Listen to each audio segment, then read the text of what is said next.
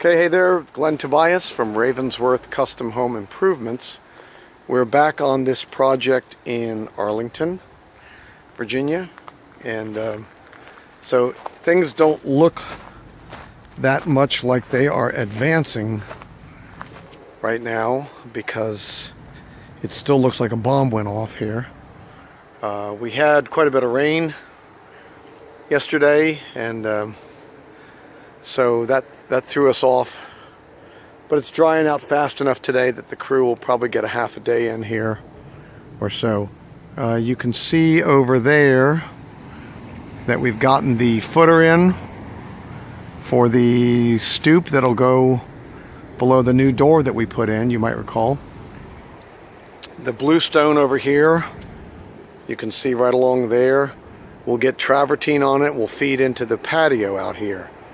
Off there in the distance, close in a little bit on it. So off here in the distance, white or mixed color, light mixed color pebbles will go there. And if you recall from the last video, there is a large drainage tube below that path. So even though it will look like a pebble pathway, and it will be a pebble pathway, it's functional as a pathway, but it will be coated with this material right here, this gravel lock. That's a couple $100 per 5-gallon bucket. Pretty expensive stuff.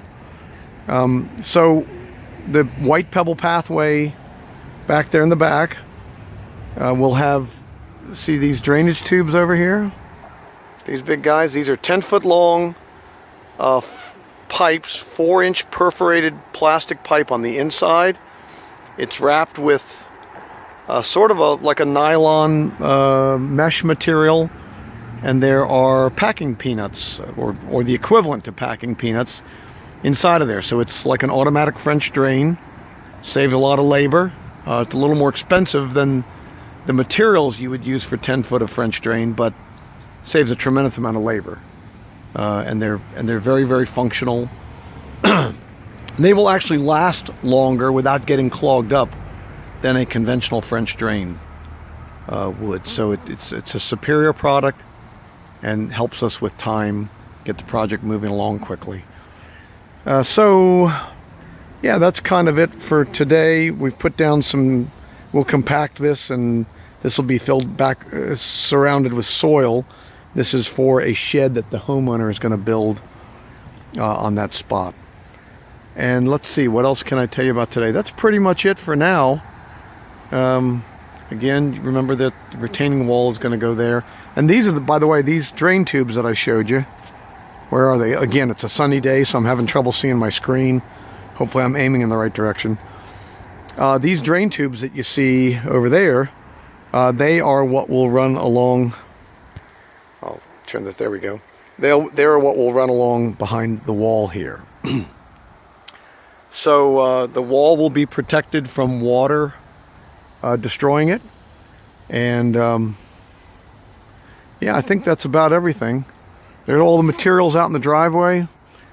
These are called super sacks. They're 1.5 tons of different kinds of stone. We're going to be putting stone along the sides of the driveway. So that's that pile back there right in front of the timbers, and the 6x6 timbers for the wall. And I think that's it for today. And I'll give you one last lovely view of this gorgeous product, travertine. There's one of the stones. This is one of the stones that I've already rubbed. You can see our high-tech cap. We lost the cap on this, so that's the high-tech cap for the enrich and seal. Because that's the kind of people we are. We just do stuff right. Anyway, but there's some of the beautiful stones. These are ones that have already been rubbed with the enrich and seal, and you can see how beautiful they are. This one really has some nice veining in it. But the combination of all the different types of stone together when you get them out there just really makes for a lovely project. And we will update you again at the next phase. Next thing you should be seeing on top of here, by the way. Well, you know what? Let me give you one other piece of info that might help. So here's our stabilization fabric. this black fabric that you see here. This stuff is so strong, you could probably stretch that, as long as you could get something that would support it, you could stretch that and it probably would hold up this dingo, this mini dozer here. It is incredibly strong, and so when you put this is underneath of this 21A bed here, this stone bed. When you stretch that across there, what you end up with is, you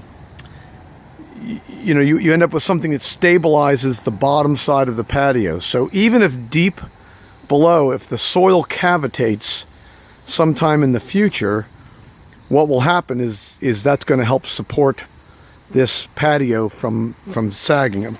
Probably bunches of you out there that have patios that have sagged a little bit, and part of the reason is they don't get built correctly. When one of these is done according to the ICPI standards, with whom we are, whichever, what is it?